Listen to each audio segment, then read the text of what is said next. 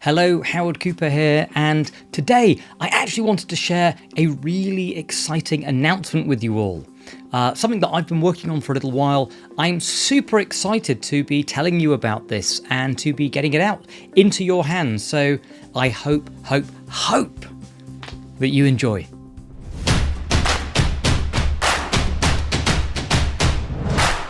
By the way, if you haven't already, click subscribe and like and share, all of that usual stuff, because we are releasing videos all the time on psychological hacks, anxiety beating tips, as well as some other interesting stuff, as soon you will see. So what is this big announcement that I'd like to make? Well, let's just take a step back for a moment.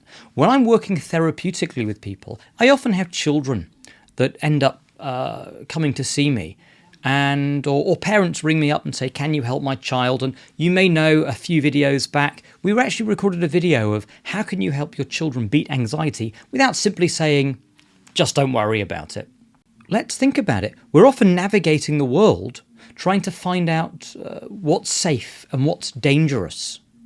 And sometimes children can learn that certain things are dangerous, even though they actually pose no threat.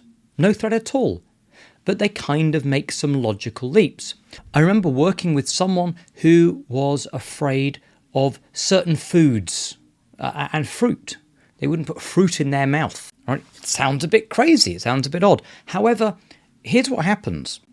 If when they were young, maybe they had a stomach bug and they'd put some food in their mouth, some fruit they were given when they were 1 or 2, and maybe they then vomited or been sick. Here's what happens. The young brain doesn't know about bacteria or germs. And so what happens is they might be sick. They might think, well, I've just had fruit and then I was sick, or they look in the sick and see there's a bit of fruit in there. And now they come to the wrong conclusion that the fruit must be bad. And now they have to stay away from fruit.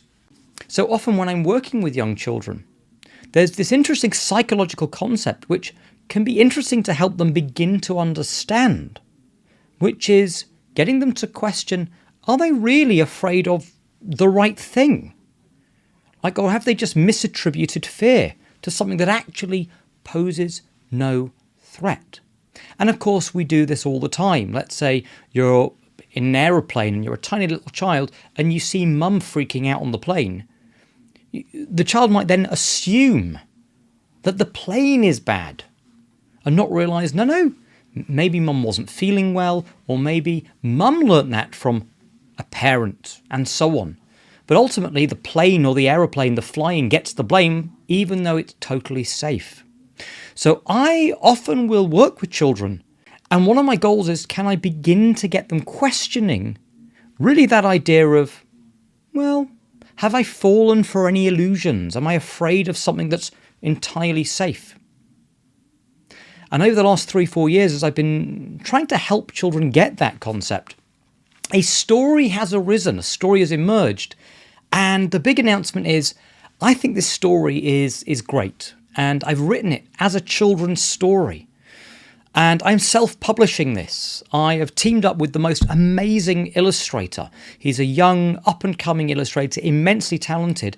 And we're working on this together so that parents can not only read this story to children, and it's a great story, they'll enjoy it, it's fun, but it opens up that door to being able to explore and have those conversations in future about, hang on a second, have you just fallen for some illusions? Have you really become afraid of something that is entirely safe? And to help people begin to develop that psychological thinking that will help them overcome anxiety. Now, I have decided that not only am I self-publishing this, but I really want to bring you guys along with me on that journey.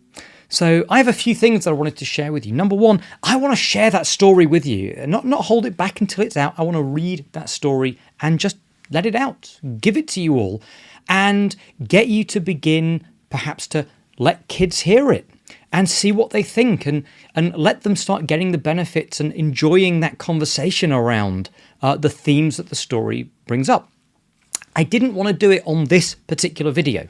which is why I have already, as I'm recording this, I've already just recorded the entire story, and it's going to be posted shortly in a standalone, it's probably already there, by the way, by the time you're seeing this, but it's a standalone video of me reading the story, and I do take on my slightly child presenter-ish kind of manner, really because my intention is I want you to be able to show 4 to 8 year olds this video, let them enjoy the story, and I'm also going to put up a few of the preliminary art images that are coming out from this great illustrator. His name is Jacob Rosier, and I've put his contact details below if you're interested in checking him out. He's fantastic to work with, and it's just a joy to watch this coming to life, this story. It's a story about Pippa the rabbit. So here's the plot in a nutshell, just to whet your appetite. This story is all about Pippa the rabbit. She's walking out, looking for food, and she sees a beautiful lettuce. She's about to tuck in, and she hears a rustle of leaves. And out jumps a fox. And luckily she escapes, and that's it. And a bit later on, she has children. She becomes a mum, and she's got these two lovely little bunny children, Gus and Nellie. And they're off to find some food for the first time. They're off with mum, traipsing behind her. And she finds some lovely lettuce. And she's about to eat it and share it with the kids. But she hears a rustle of leaves. And she remembers that last time she heard a rustle of leaves, fox jumped out. So there's no fox. She just hears rustle of leaves, but she scarpers off, hopefully to avoid being eaten by anything that might be lurking there. But the kids, of course, they see Mum heard rustle of leaves and ran off. And they conclude, of course, that the rustle of leaves must be the thing that's dangerous. And the story goes from there. And I'd love you to tune in to the video where I read the story and you can show it and share it with your kids. I really do want your support. And by the way, as well as the psychological and anxiety beating hats that I'm going to be sharing and all that kind of stuff, I will also create some additional content, which is the Rustle of Leaves, and that's the title of the book, the Rustle of Leaves update, where we'll actually bring the illustrator on. You'll see us having a little chat about the characters. You'll watch some of the illustrations and the process as we go from this just being a story to it coming out and being in the shops, being on Amazon, where you can order it and you can get it. And we've got lots of stuff in store for you, but it was an invite to say, I'm really excited about this. I can't wait to have you on board and to you, letting us know what you think of it. And check out the story now. And by the way, our hope is that when you see the story, if you like it, great. Don't just like it. Don't just comment and saying, oh, it's great. We'd really appreciate it if you could share it far and wide. There are parents groups. There's people have local networks. We want to get as many parents seeing this so that they can show it to their kids. That's what we really want. I'd love for that to. I'd love for it to get out there and to start kids talking and having a language that they can use to help talk about things that they're worried about. It's so important. You know, on a serious note, as I'm recording this, there's a global pandemic. And yes, there's some light at the end of the tunnel. The coronavirus and vaccinations are on the cards and so on. But we have no idea what the mental health and the impact of that on the young generation is going to be. And I think anything that we can do to begin to get kids, even young kids, to begin thinking about the language of expressing worries, concerns, or challenging, am I really afraid of something that's totally safe, is a worthwhile thing to be getting out there.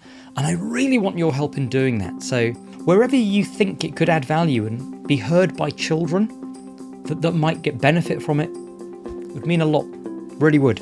And I really appreciate this. So thank you so much. See you all soon. So that you don't miss out on any of these updates about the book, remember to subscribe, to like, to share. Click the bell. That means that you'll be notified when we have an update about the book, or indeed any of the other anxiety or psychological tips that we're putting out. And hope it's helped. See you soon.